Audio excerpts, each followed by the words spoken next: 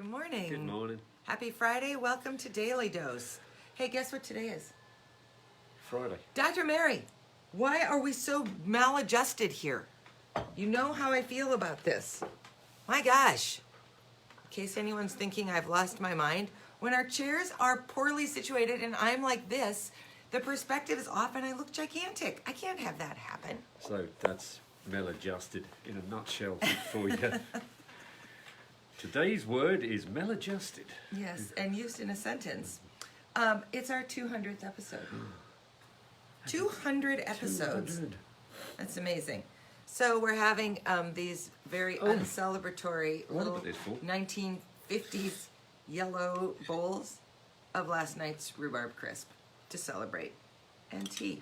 So happy 200. Some of you watching have seen most of those episodes, if not all. That's impressive.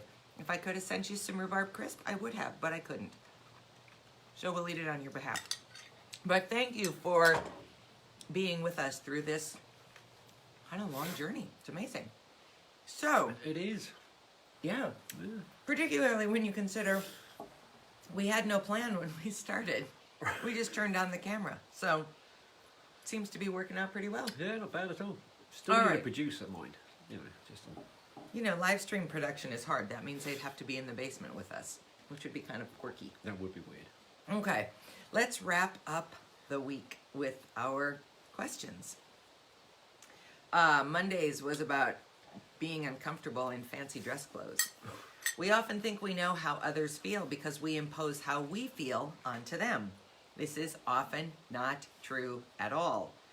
Where does your perspective need to meet someone else's perception?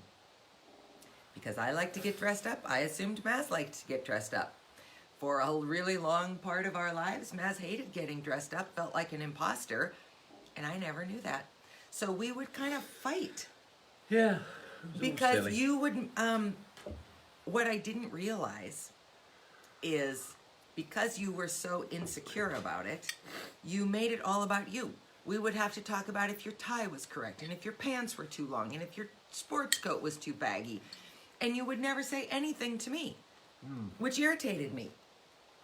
So then I didn't realize it was because you were masking your insecurity. So, you know, sometimes it behooves us to ask how people are feeling about things. Communication is a wonderful thing. It is, and also easier said than done. I Well- don't care who you are. One of my many counsellors when I was in rehab, one of his favourite phrases was communication, communication, communication. Yeah, If you don't talk and listen and communicate, you get nowhere. that's true. So, where does your perspective need to change to meet somebody else's self-perception? No, thank you. Next question. The nature of life is change, yet the nature of human beings is to resist change. Oprah Winfrey. This is from the 21-day meditation that I'm doing. When you resist change, you're saying that you want to stay where you are, to stay stuck. But when you give in to change, when you accept it, you often get an amazing outcome. Where do you need to stop being afraid of change? Where do you need to embrace it? Do you have any spot in your life right this second, large or small, that you should let go of? Or just be okay with change? I can think of one for me. Do you want me- I can't think of one for you. I can't. For me, it's about Well, I'm sure there is one. the idea of just going back into the world in a very regular way. I have gotten so comfortable being home, doing work virtually and electronically and through the internet, that I am loath to go back to a pre-pandemic time with my day job because it was too busy. And I don't want to go back to that. I wrote about that last week at the Arts Partnership. So if you have any interest in that, you can go find that blog post at theartspartnership.net.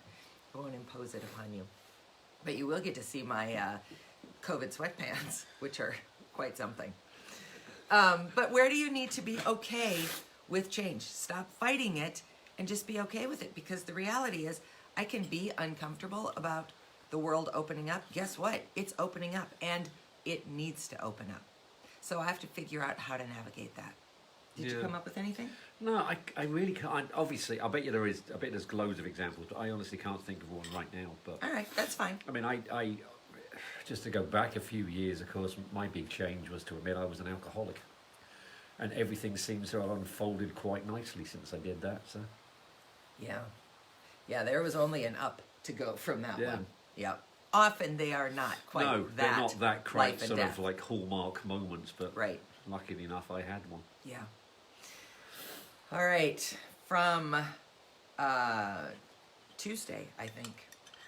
If you are horrified by the current state of Black lives in America, what do you need to do to make a change for the better?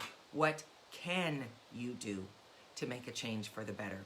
So the challenge is really about where in your life, in your world, can you make a change? Because it would be great to think that we're all going to become Black Lives Matter activists. But the truth of that is we don't actually, I think, we don't actually need to all be going to Washington, D.C. and demanding change at 500,000 person rallies and those kinds of things, because that's one way to advocate.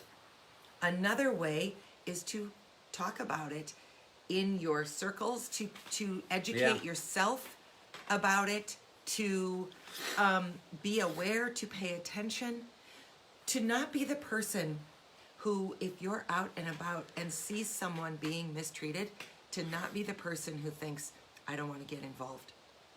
It's scary to get involved, but figure out where can you start to make a change? Where can you befriend someone? Where can you learn more? Where can you meet somebody who you can ask hard questions to? Because this work is not easy. But if we don't do anything, you know what the outcome of that is? Exactly where we are.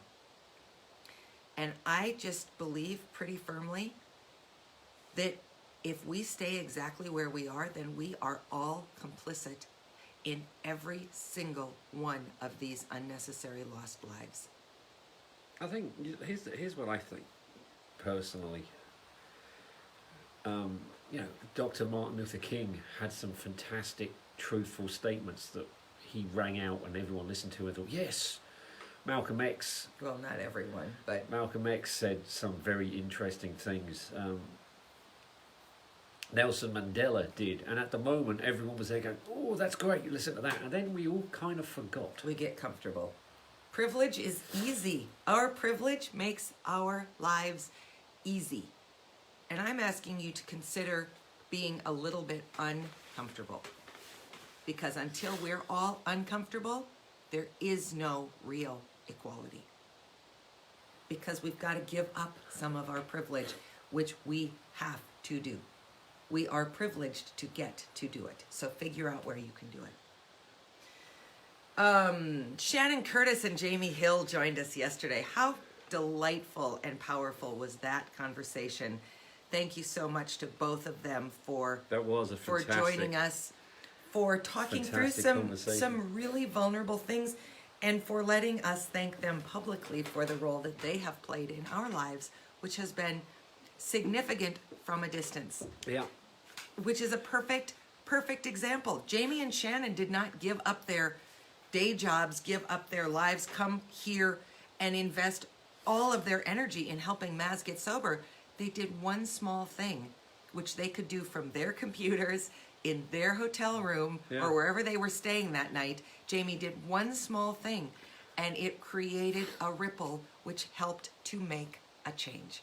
That's what we're asking you to think about doing. That's a perfect where example. Black Lives Matter, where people in addiction matter, where any place you can reach out and express some empathy and help to drive some change, it's about one small thing from each of us. And then keep doing it. So anyway, Shannon and Jamie joined us for Guest Thursday and got really honest about their life together in sobriety and in healing and health. Jamie talked about the universe frequently gives you what you need, even if the time you don't recognize it as such. Often it's creating a bigger space for us to come into. So I want to just express that sentence to you one more time. The universe frequently gives you what you need, even if at the time you don't recognize it as such. Okay, I think a lot of us believe that that is true. In some iteration, you might have a different word than universe, but that idea of there's something larger at play, and you can't always see it. In fact, we often can't.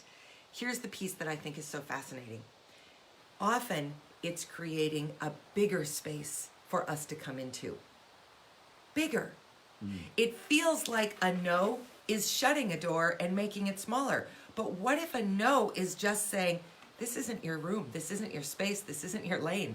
Let's get you to your space, your room, your lane, so that you can expand and be big as we intend for you to be.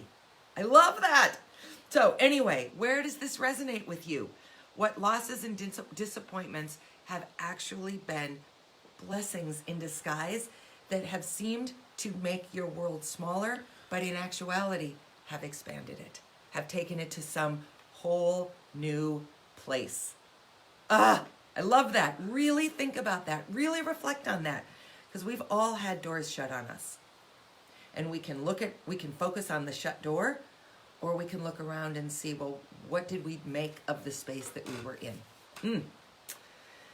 Do you have problems or issues you think you can't do anything about, so you're just metaphorically waiting to die, versus taking stock and making a change? Where are those places that you go, I guess this is just my life. This is just it.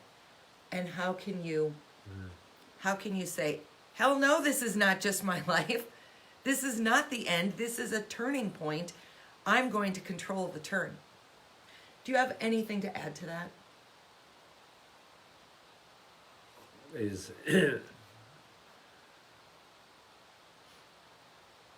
just, there's lots of phrases that you hear. I've often said that going through rehab is, platitudes that you hear all the time. But, little things like, you feel like you're walking through hell, but then, keep walking. Yeah. You know what's behind you. Yeah. You don't know what's ahead of you. Just keep going. Things like you're looking for me at my old address, but I've moved. Stuff like that. Oh, that's nice. Oh, that's really nice. I love that. Don't dwell if you're trying to get away from something you've done. Sometimes it's more powerful to say, "Yep, I did that. It was a huge mistake. I've learned from it. I've moved on." You can't. Why are you trying to hurt me by sticking in the past? Yeah. Excellent. Well done, Dr. Mary. You're welcome. Last question. Even the people who look like they're all put together are not, said Shannon Curtis. We keep ourselves from lifting up or being lifted up by others because we are all fractured and missing genuine connection. Are there people in your life you need to reach out to lift up, or to ask to be lifted up by? Think about that. The people in your life who you think, I would love to know that person, but I'm broken and they're amazing. Or I would love to be in relationship with that person, or I would love to be able to reach out to someone. Let's go back to what Jamie said. I told Jamie how powerful it was that he sent me that note and how brave I thought it was. And he talked about the AA model of kind of know your own deal. Don't be reaching out to fix other people, but that if you can send out a help signal, do it. Are there people in your life who you need to just check in with? And it doesn't need to be an intervention or an ambush. Maybe it's as simple as send them a text and say, hey, just wanted you to know I'm thinking about you today. That might be all they need to open the door. You don't know whose life you're going to save because you let them know that you are thinking about them. And if you need to be saved, then let somebody know that you need them to reach out to you. Yeah. You can ask for help. It's okay to ask for help. It's not a sign of weakness. It's not a sign that there's something wrong with you. Everybody needs help from time to time. So don't be afraid to ask for it, and sure don't be afraid to offer it. Anything else? No, that's it, I think. I mean, well, when we were walking, we went for our we did many walks this year, especially about this time last year when the pandemic first reared its ugly head. You know, children from home from school, parents were doing things that whoever set up that the hearts in the window hearts thing. in the Yep. windows, and there was a lot of chalk art going on just to give the kids something to do, and a lot of them, I don't know if I don't know if they were listening to their parents or they just came out with this themselves, because children are more perceptive than you think. But more than once we walked by, someone had written, "In a world where you could be everything, anything, be kind." Yeah, the on the affirmations from Sidewalk Chalk were remarkable. There's something you should learn from that. There is some great advice. There was some great advice in Sidewalk Chalk. Absolutely, there was, written by children. So find the places you can reach out and make the kinds of changes that you want to see happen in the world. Stop looking away. Actually, just to sum that up, there's throughout history, it's known that antisocial, anti-racist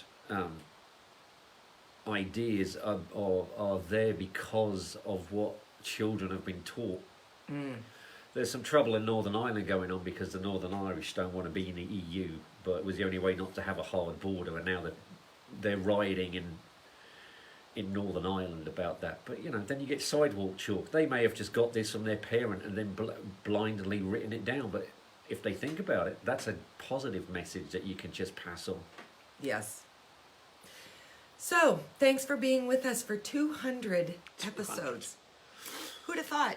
I guess we have a lot to say. So, Yeah, thanks for joining us. Guess I'm in the right profession then. I saw a bunch of comments come in. We'll respond to them as soon as we get off. You know, I have to get up close and get kind of squinty to see what's happening while we're talking. So I opted out of that. But thanks for writing and liking and sending little hearts and all kinds of things. It's really fun to watch engagement happen. But please also hit like and subscribe and share. And if you want the newsletter that comes out on Saturdays, let us know. Have an excellent weekend. Stay safe. Have and a great find weekend. somebody you can do something for. Talk to you soon. See you Bye. later. Bye.